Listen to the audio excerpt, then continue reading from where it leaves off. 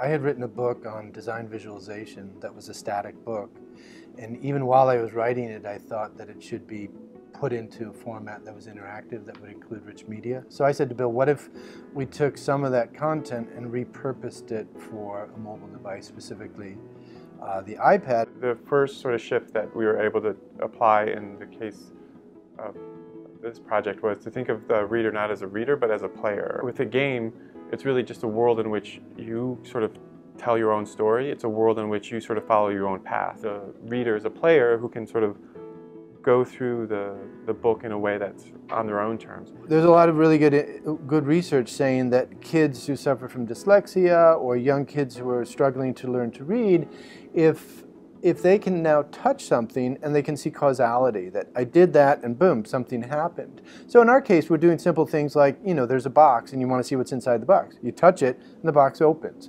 You can't do that in a book. Interactivity gives you this option to touch, something happens, touch, something happens, and if you've got multiple touch points, what Bill was describing in terms of the journey that you take is different than, say, the journey somebody next to you is taking. What we were sort of proposing is that there's sort of a table of contents, which is traditionally part of a book.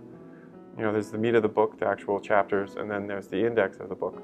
So we're almost really proposing a sort of a fourth element to that, which would basically be, an assessment sort of game that sort of guides and sort of constrains and guides and facilitates and motivates someone through this sort of book. I really don't know where it's going, but boy, it's really fun chasing it.